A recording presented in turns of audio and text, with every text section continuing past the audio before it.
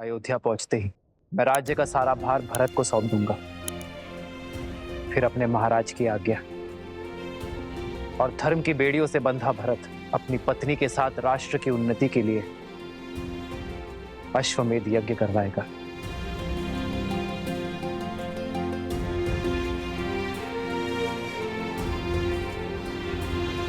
इस भक्त ने जीवन भर अपने प्रभु की सेवा का वचन लिया है।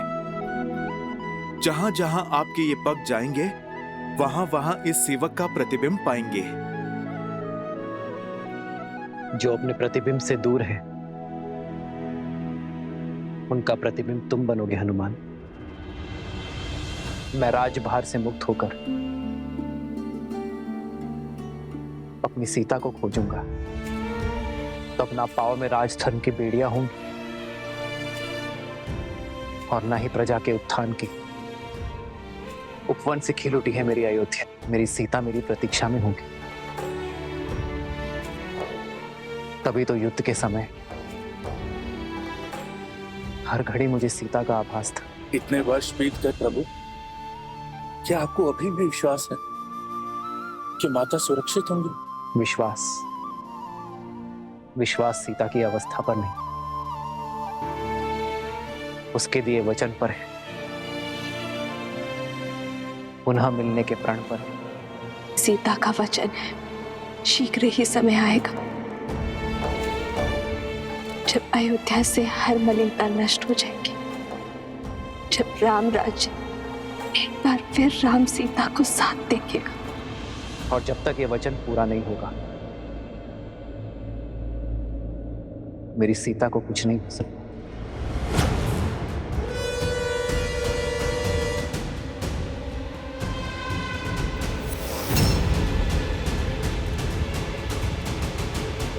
पकड़ो कुश। छोड़ो मुझे, छोड़ो। मारो भैया। छोड़ो, छोड़ो मुझे, छोड़ो। कुश।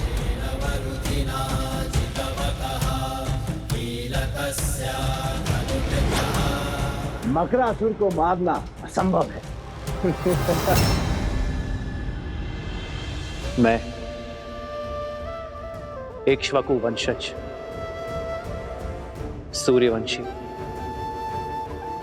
दशरथ पुत्र राम अपने सभी सुकर्मों को जोड़कर,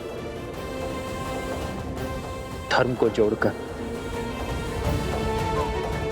ये प्रार्थना करता हूं, मेरी सीता और मेरी संतान की सुरक्षा करें। काय का मकरासुर देख रहे हैं भैया, कैसे हमारी माता के पीछे दुबक बैठा है। ये केवल मूर्खासुर नहीं, कायरासुर भी है। कायरासुर। उचित कहा कुछ। अरे इससे साहसी तो वो बैल था, इतनी श्रद्धा से लड़ा वो हमसे। अरे उसको पकड़ना तो कितना कठिन हो चुका था। भैया आप उस बैल को छोड़िए, मुझे तो उससे ज्यादा वीर वो गधे लगते हैं जिन्हें हमें वन में तोड़े थे। मूर्ख बालकों, मुझ जैसे शूरवीर को एक निर्जीव मटके से तोड़ रहे हो। नहीं छोड़ूंगा, नहीं छोड़ूंगा तुम्हें। सुना है कि जल में इसकी शक्ति चरम पर होती है। जल में ऐसी वीरता है तो जल के बाहर कैसी वीरता होगी। अहंकारी, अबोध बालकों, अब एक शब्द और कहा तो प्राण ले लूंगा तुम्हारे। अरे मकरासुर की वीरता तुम क्या जानो? क्रोध संसार से पहले खुद को ले लेता है मकरासुर। बाण चलाइए भैया। अरे किंतु इस दिव्यास्त्र का दिव्य मंत्र तो हमें उन्होंने बताया ही नहीं। हे नारायण, मैंने उन बालकों को दिव्यास्त्र तो दिया, किंतु उसका महामंत्र तो दिया ही नहीं। ये कैसा अनर्थ हो गया मुझसे। यदि वो बालक नहीं लौटे तो मैं स्वयं को कभी क्षमा नहीं कर पाऊंगा। उन्हें लौटना ही होगा, उन्हें लौटना ही होगा।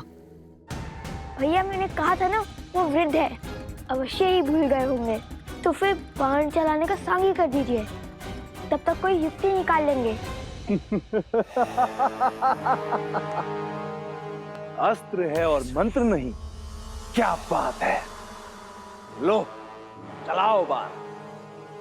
अब क्या करें? कैसे बचाए माता को? ठीक है, मैं मार देता हूं इसे।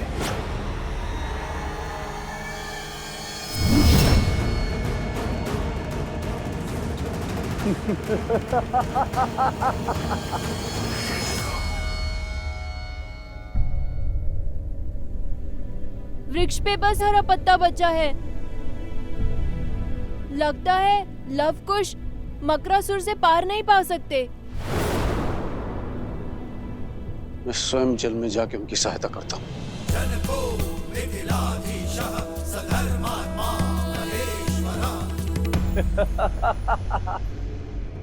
शत्रु का संहार केवल अस्त्र से नहीं, उसके साथ बोले जाने वाले दिव्य मंत्र से होता है। क्या तुम्हारे पिता ने तभी नहीं सिखाया तुम्हें?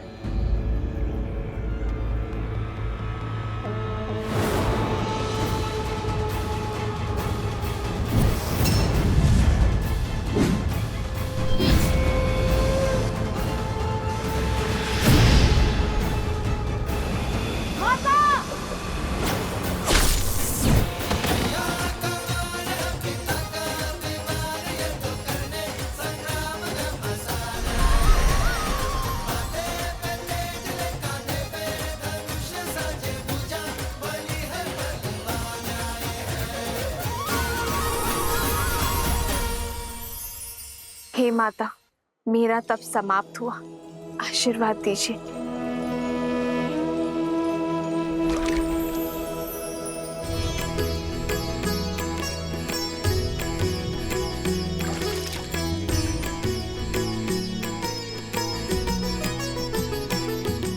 हो लव कुछ बल अतुलित बड़े भाई, धीर लव कुश माता, माता,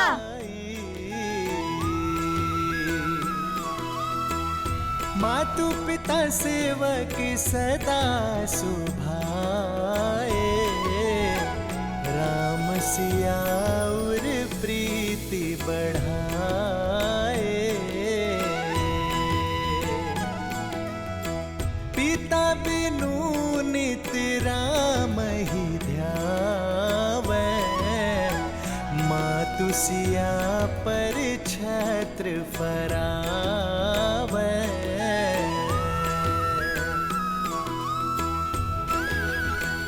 वृक्ष फिर से हरा हो गया, अर्थात लव कुश की विजय हुई। वन देवी की, वन देवी की।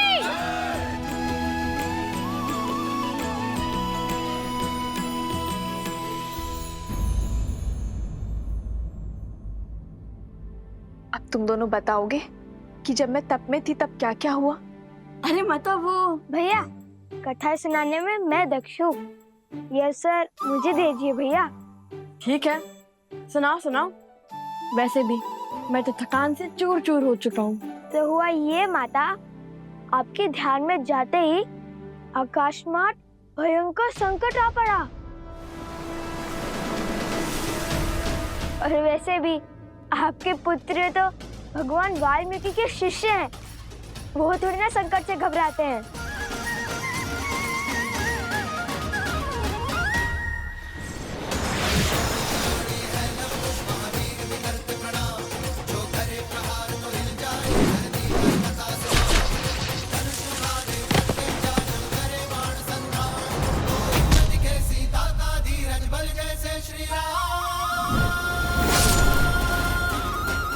और फिर भैया ने दिव्यास्त्र चलाया। भैया, आपको तो दिव्यास्त्र का मंत्र याद ही नहीं था ना? फिर आपने दिव्यास्त्र का उपयोग कैसे किया? जिनका नाम जपने से सारे कार्य संपन्न हो जाते हैं, जिनकी भक्ति से भव सागर भी तर जाते हैं, जिनके नाम में तीनों लोक समाया है, हर तप हर जप समाया है, जिनके नाम से बड़ा ना कोई मंत्र न ही तंत्र, उन श्री राम का नाम लेकर मैंने ये दिव्यास्त्र चलाया है। अद्भुत भैया, आपने तो मुझे सोच में डाल दिया था। सुना माता, ऐसे रक्षा की भैया ने आपकी। मैंने नहीं, हम दोनों ने बचाया है आपको। बातों बातों में तो मैं आपको वृद्ध के बारे में बताना ही भूल गया, जिसने हमें वो दिव्यास्त्र दिया, मकरासुर का वध करने में सहायता की, जिनके मार्गदर्शन के बिना उन मकरासुर की त्वचा को भेदना असंभव था। किसकी बात कर रहे हो तुम दोनों? मिथिला नरेश महाराज जनक।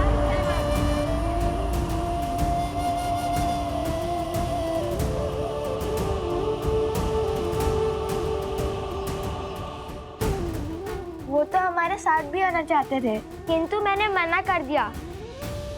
बड़े वृद्ध हो चुके हैं ना वो, इसीलिए। किंतु अभी भी नदी तट पर आपकी प्रतीक्षा कर रहे हैं वो। उन्होंने कहा कि जिस स्त्री ने तुम जैसे पुत्रों को जन्म और संस्कार दिए, उनसे मिले बगैर वो कहीं नहीं जाएंगे।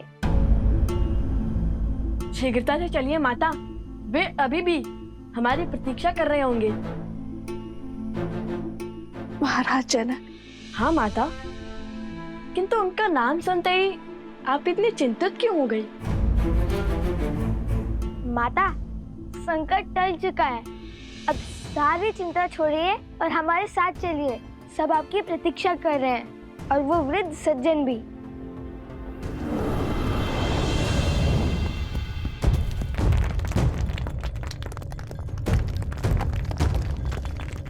ये क्या हो रहा है? लगता है संकट के बादल अभी नहीं छटे हैं। नहीं पुत्र, ये तो धर्म की जीत का नाद है। पाप के अंत के साथ पाप की सत्ता का भी तो अंत होना चाहिए ना। किंतु माता फल्गु हमें निकलने तो देती। लव, कुश, तुम दोनों किस ओर से आए थे? चलो।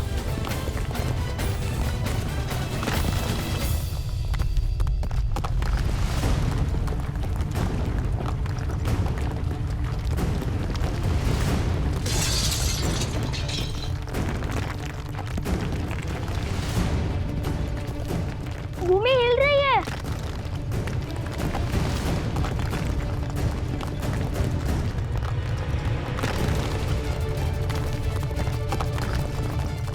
मारे गए। नहीं पुत्र, मारा वो जाता है जो अपना साहस खोता है। हम लोग पूरी आशा के साथ आगे बढ़ेंगे।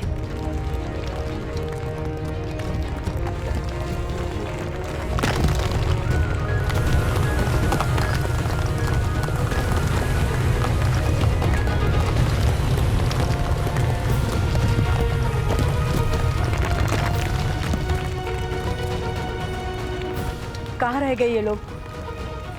अब तक तो उन्हें आ जाना चाहिए था। मेरा मन तो बहुत घबरा रहा है। धर्म की रक्षा करने वालों को अधर्म कभी भी हरा नहीं सकता। तो आते ही होंगे। लव कुश, मेरा हाथ थामो। हाथ तो आप मेरा थामिए माता। इस रहम का ज्वार में मेरा हाथ छूट सकता है, किंतु यदि आपने मेरा हाथ थामा तो कभी नहीं छूटेगा।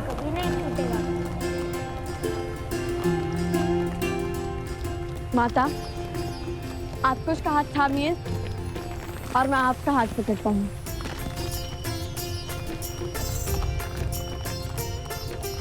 आज न माता पुत्रों का हाथ छोड़ेंगी और न पुत्र माता का वचन है। रघुकुल रीत सदा चली आई, प्राण जाए पर वचन न जाई।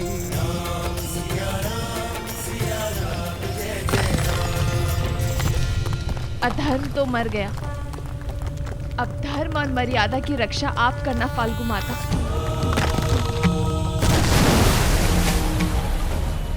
वन देवी, लव, कुश, कहाँ हो सब? लव, कुश, कुश, लव। उस दुष्ट असुर का महल तो ध्वस्त हो रहा है।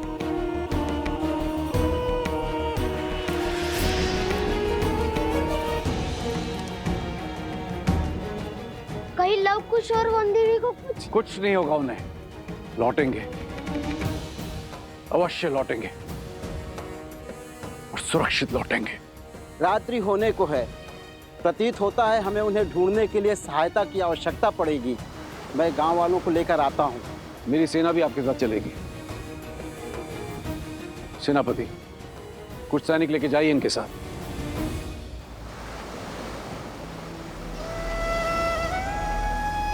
हे नारायण, रक्षा कर।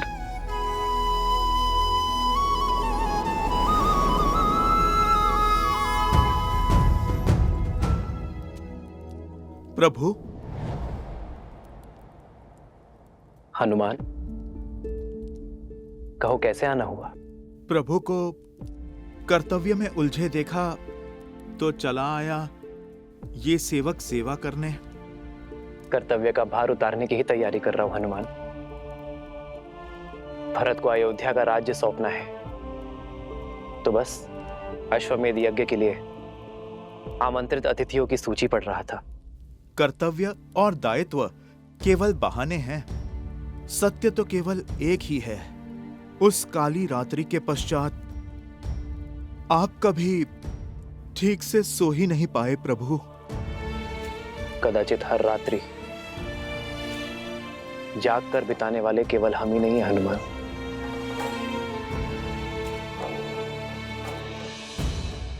महाराज जनक,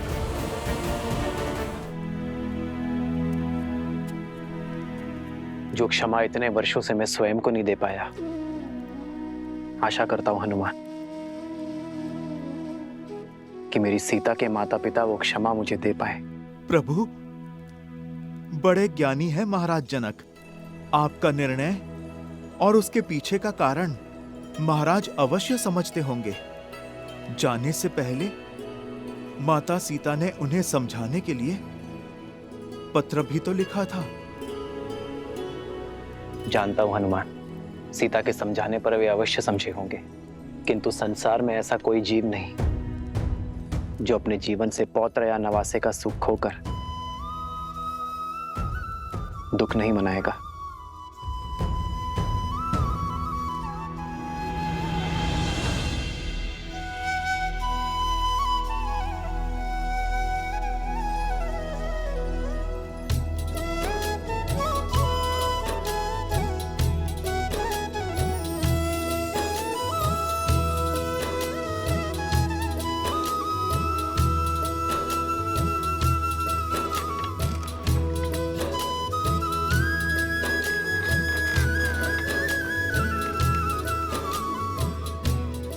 आनंद आ गया।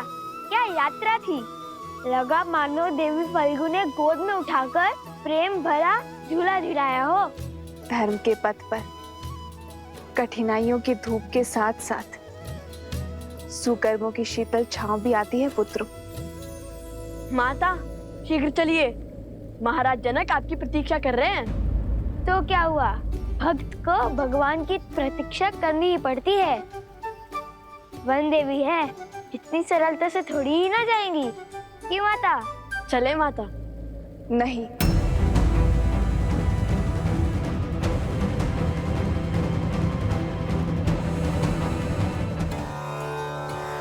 मेरा अर्थ है कि फाल्गु माता ने हमारी इतनी सहायता की, हमें सुरक्षा दी, तो मैं उनके दर्शन कर उन्हें धन्यवाद देना चाहती हूँ। बात तो उचित है। ठीक है कुश, तुम यहीं रुककर माता की रक्षा करो, मैं महाराज जनक को यहाँ लेके आता हूँ। उसकी कोई आवश्यकता नहीं है लव। किसकी आवश्यकता नहीं है? महाराज को लाने की? तुम्हारे यहाँ रुकने की। तुम दोनों जाओ। और वैसे भी अब तो यहाँ किसी असुर का भी भय नहीं है। मैं एकांत में पूजा करना चाहती हूँ। जैसी आपकी आज्ञा। रुको, मिथिला के महाराज से इस दशा में मिलोगे? तनिक अपने केश तो संभाल लो।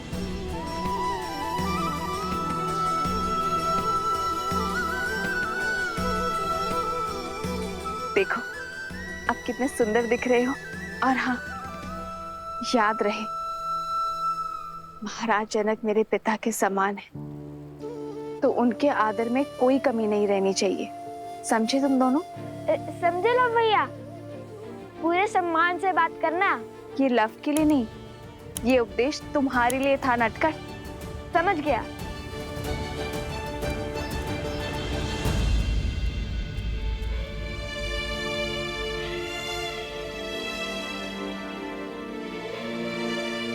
ये कैसे दुविधा में डाल दिया महादेव। शीघ्र ही लवकुश पिताश्री को यहाँ ले आएंगे, और यदि उन्होंने मुझे यहाँ ऐसे देख लिया तो नहीं। जब तक मेरे पुत्र को उनका नाम अयोध्या में उन्हें सम्मान नहीं मिल जाता, तब तक मैं अपना सत्य किसी को नहीं बता सकती। किसी को भी नहीं।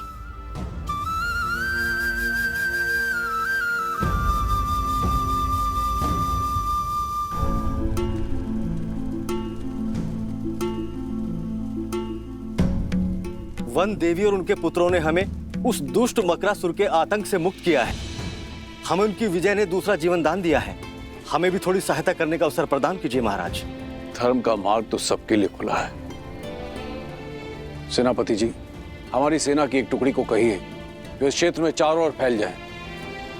मुझे किसी भी मूल्य में दोनों बालक और वन देवी चाहिए, और हमारी सेना की एक टुकड़ी जल के भीतर भी जाएगी, जिसका नेतृत्व हम स्वयं करेंगे।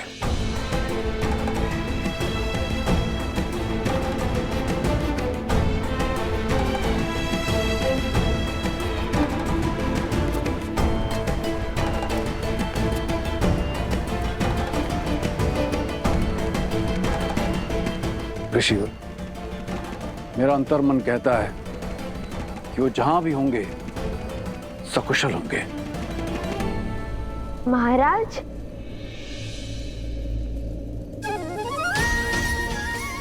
महाराज,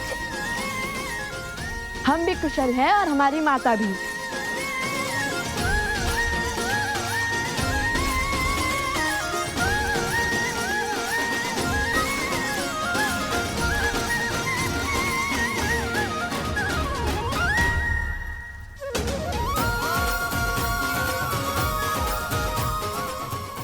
अरे, झील में तो पहले ही भीगे हैं, अब क्या अपने आंसू से भी भिगोएंगे हमें? जानता था असंभव को संभव करके ही लौटोगे, विजयी होकर लौटोगे। जब उस राक्षस का महल ध्वंस हुआ, तब भी तुम्हारे बल पर हमें संदेह नहीं हुआ, किंतु वन देवी कहाँ है? सुरक्षित है। देवी फल्गु की प्रार्थना कर रही हैं। धन्यवाद जो करना है उन्हें। किंतु मैंने तो भूल से तुम्हें महादिव्य मंत्र दिया ही नहीं। फिर मकरासुर का वध कैसे किया तुमने? दिव्य मंत्र नहीं मिला तो क्या हुआ? हमारे पास तो सदैव ही श्री राम की भक्ति की शक्ति रहती है। मैंने श्री राम का नाम लिया और वो बाण साधा, और उसने मकरासुर का वध। श्री राम के नाम में अत्यंत शक्ति है।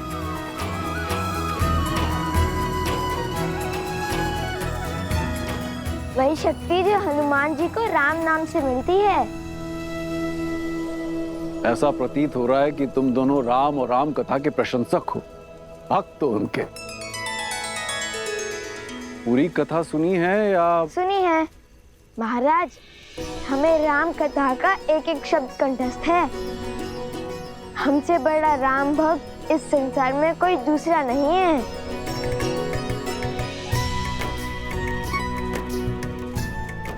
लगता है आपने हमारी पूंछ पर ध्यान नहीं दिया।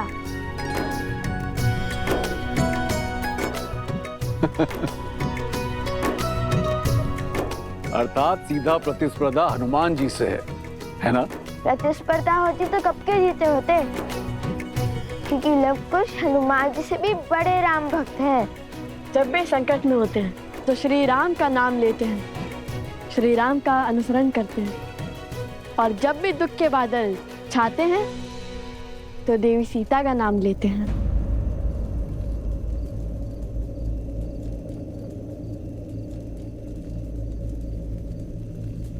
सीता,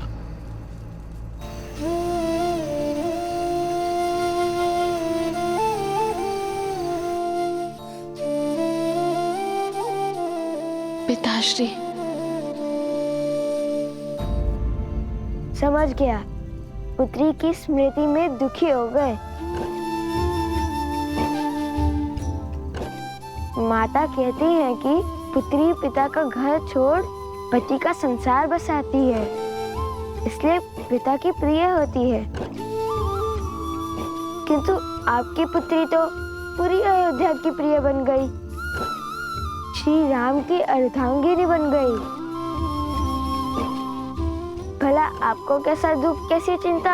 आप चिंतित ना हो महाराज, हम शीघ्र ही अयोध्या जाकर श्री राम और देवी सीता को आपकी कुशलता का क्षम पहुंचाएंगे। अयोध्या? हाँ, अयोध्या, आपकी पुत्री का राज्य, उनका घर, जहाँ वो श्री राम के साथ सुख से रहती हैं।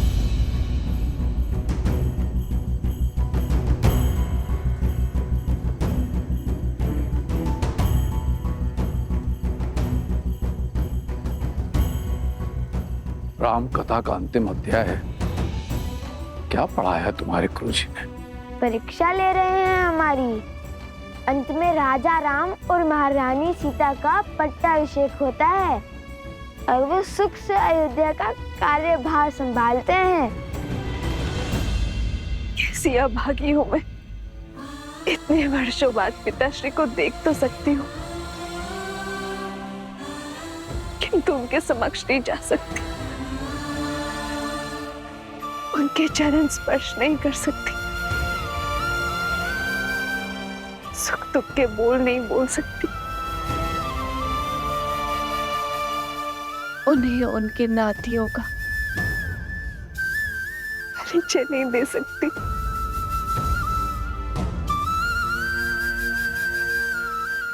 हे प्रभु, कैसा धर्म संकट है ये।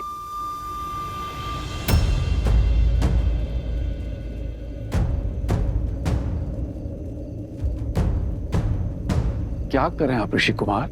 हमारी माता ने कहा कि आप उनके पिता समान हैं, तो आप हमारे नाना हुए, और नातियों का उनके नाना से आशीर्वाद लेना उनका धर्म भी है और अधिकार भी। मुझे क्षमा करना पिताश्री, मैंने आपसे अपने नातियों के साथ खेलने का सुख, उनके बालपन में अपनी संतान का बालपन जीने का सुख, उन्हें कथाएं सुनाने का सुख, उनके मुख से नाना शब्द सुनने का सुख सब छीन लिया।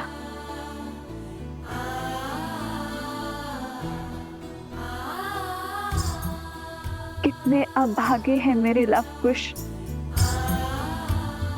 जो मिथिला के ज्ञान से वंचित है। ननिहाल में उन्हें मिलने वाले प्रेम से दूर रह गए मेरे लवकुश। अब तो साक्षात देवी सीता के पिता और श्री राम के ससुर हैं। हमें शीघ्र ही उनसे भेंट करने का आशीर्वाद दे दीजिए ना। आशीर्वाद के लोभ से प्रणाम? हाँ हाँ, जानता हूँ, लोग से प्रणाम करना बुरी बात होती है। किसी के आगे नतमस्तक केवल सम्मान के लिए हुआ जाता है, किंतु मुझे लोभ आशीर्वाद का नहीं, श्री राम और माता सीता से मिलने का है।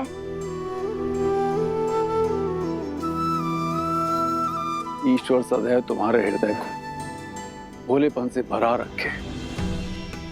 द्वेष और स्वार्थ का मैल तुम्हारे मन को छू भी ना सके, और तुम्हारा नाम इस संसार के सबसे वीर योद्धाओं में सम्मिलित हो। बिल्कुल तुम्हारे प्रभु, तुम्हारे आदर्श श्री राम की तरह। और तुम्हें शीघ्र ही मुझसे मिलने का सौभाग्य प्राप्त हो। धन्यवाद महाराज। धन्यवाद महाराज। वनवास हो या रावण का पाश, आज तक ईश्वर ने मुझे जो भी दिया मैंने उसे नियति समझकर स्वीकारा। कभी कोई उल्हाना या कभी कुछ नहीं मांगा मैंने, किंतु फाल्गु देवी आज मैं आपसे मांगती हूँ, यदि मैंने आपकी तपस्या सिद्ध की है तो बिना अपने पिता के समक्ष आए उनके चरण छू पाने का सुख दे दीजिए मुझे। दे दीजिए माता।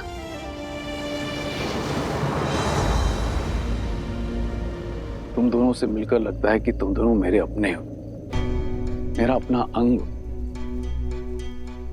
जाने की इच्छा तो नहीं हो रही, किंतु जाना होगा, समय हो चला है। क्या तुम मेरे जाने से पूर्व मुझे अपनी माता से मिलवा सकते हो? मैं उनके दर्शन करना चाहता हूँ। अवश्य, क्यों नहीं। मुझे भी वन देवी के दर्शन करने हैं पुत्र। हाँ हाँ, हमें भी वन देवी के दर्शन करने हैं। आइए, माता इस ओर है। लव, कुश, तुम दोनों जाके वन देवी को ले आओ, तब तक हम कूच की तैयारी करते हैं। कुश, तुम इनके साथ जाओ, मैं माता को लेकर आता हूँ। ठीक है भैया। आइए। अद्भुत युद्ध किया है तुमने कुश। अवश्य तुम्हारे धनुष में कुछ विशेष है। लो, खुद ही देख लो।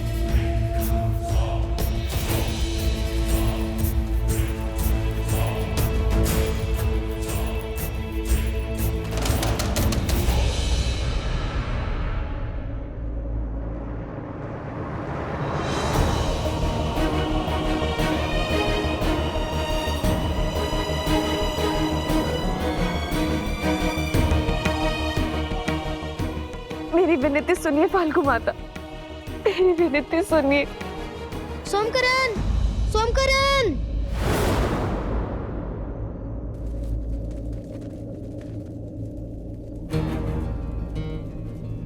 कुश, कुछ तो अनिष्ट है। या अवश्य ही कुछ की कोई शरारत होगी। आप सब यहीं रुकिए, मैं आता हूँ। सैनिकों, लव के साथ जाओ।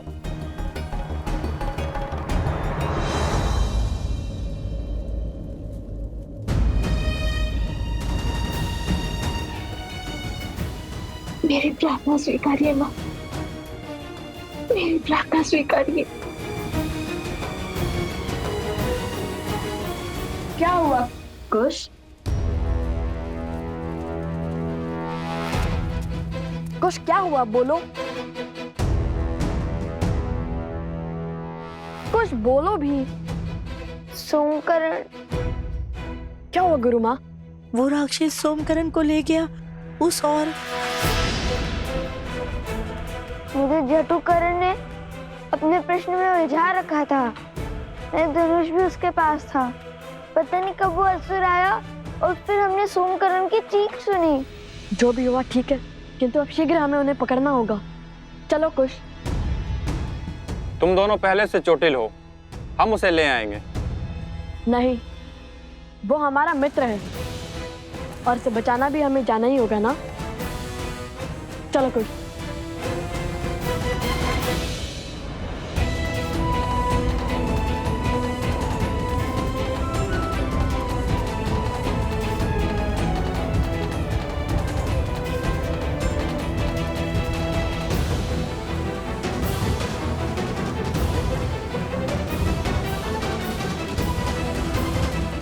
सीता, ऐसी घोर काली रात्रि में बिना प्रकाश के हम वन देवी के दर्शन कैसे कर पाएंगे?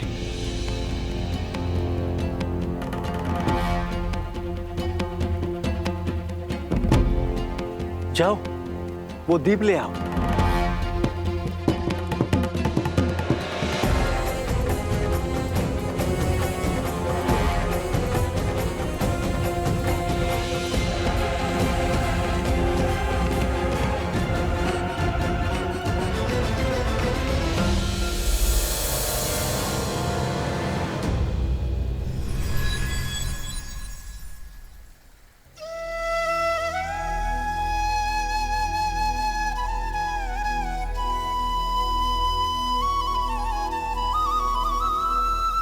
वन देवी, आपके दर्शन पाकर हम धन्य हुए।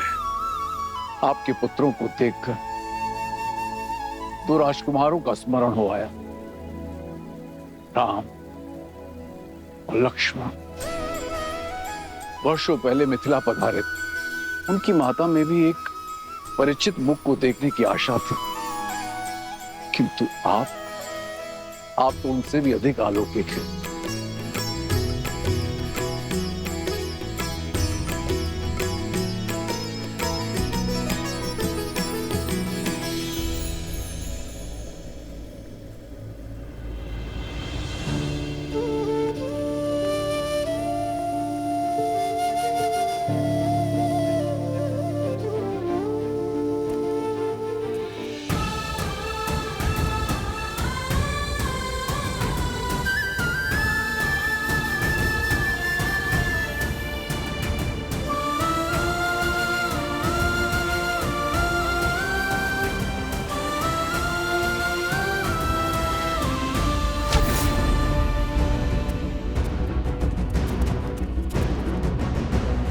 उस और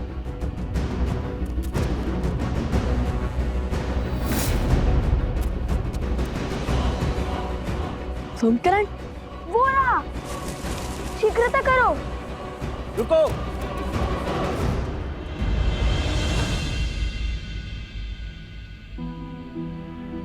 आप सब यहाँ? और माता? माता कहाँ है? मैंने वन देवी के दर्शन पाने का सौभाग्य पा लिया है। वो अभी भी मौन धारण किए देवी फाल्गु की आराधना में लीन है। मेरी इच्छा पूर्ण करने के लिए, मुझे ये सुख देने के लिए धन्यवाद माता। ये मेरा नहीं, आपके सुकर्मों का, आपकी शुद्ध भक्ति का प्रताप है देवी सीता। मैं आपके तप से प्रसन्न हुई, परंतु अब मुझे आपके पुत्रों से कुछ चाहिए। मेरे पुत्रों से? क्या माता? ऋषिवर, आपने हमें क्यों रोका? सोमकर्ण के प्राण संकट में हैं। समय नहीं है हमारे पास। कुछ नहीं होगा तुम्हारे मित्र को, क्योंकि उस असुर को सोमकर्ण के नहीं, तुम्हारे प्राण चाहिए। अपने राजा मकरासुर की मृत्यु का प्रतिशोध चाहिए। तो क्या अपने प्राण बचाने के लिए अपने मित्र के प्राण दांव पर लगाएंगे हम? कदापि नहीं। उचित कहा भैया। वैसे भी जिस राजा को मार गिराया, उसके सेवक को तो यूं धराशायी कर देंगे हम। इसमें कोई संदेह नहीं है कि वो असुर तुम्हारे वीरता के समक्ष टिक पाए। इतने घमासान युद्ध के बाद भी तुम्हारा साहस देख अत्यंत प्रसन्नता हो रही है। ये मेरा सौभाग्य होता यदि मुझे तुम्हारे साथ युद्ध करने का अवसर मिलता, किंतु हमारे तो आपसे कोई पैर ही नहीं है। फिर आप क्या हमारे साथ युद्ध करना चाहते हैं? कुश, वे हमारे साथ असुरों से युद्ध करना चाहते हैं, हमारे विरुद्ध नहीं। ओह, परंतु आपकी आयु? जानता हूं, वृद्ध हो चुका हूं, इसीलिए तुम्हें संकोच है। किंतु मैंने इस आयु तक जो अर्जित किया है, उसकी सहायता अवश्य लेना।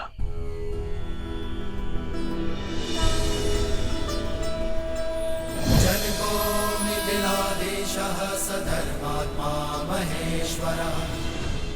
उपहार के रूप में मैं तुम्हें ये देना चाहता हूं। ये तुनीर जो स्वयं भगवान परशुराम ने मुझे दिया था, ये अक्षुत है, अर्थात इसके बाण कभी समाप्त नहीं होते और इनमें दिव्य शक्ति भी है। ये लो पुत्र।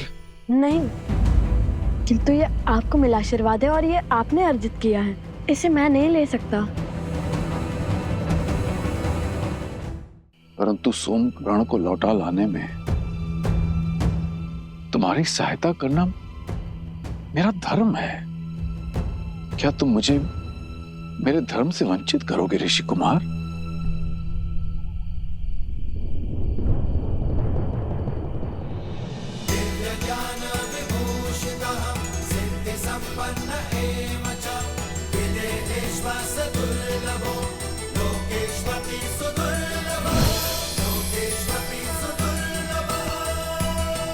विजयी भव।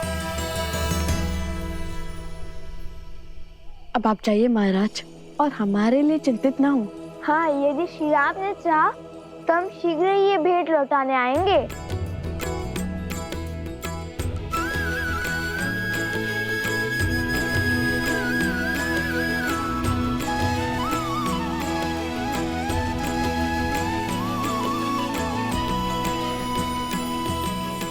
चलो कुश, माता का आशीर्वाद लेकर हम सोमकर्ण को खोजने चलते हैं। अभी तुम्हारे कार्य शेष हैं। माता फल्गु तुमसे कुछ चाहती हैं। हमसे? हमसे क्या? उत्तर नहीं देना था तो बोलते थे, क्यों आंखें क्यों मूंद ली? कुश, वे ध्यान कर रहे हैं। क्षमा ऋषिवर, अब ये मौन रहेगा।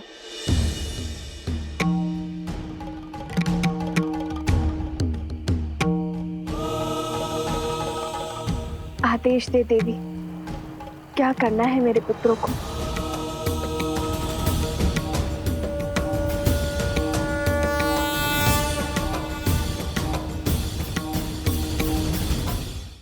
धार्मिक वीडियो सबसे पहले देखने के लिए हमारे चैनल को सब्सक्राइब करें और बेल आइकन दबाएं।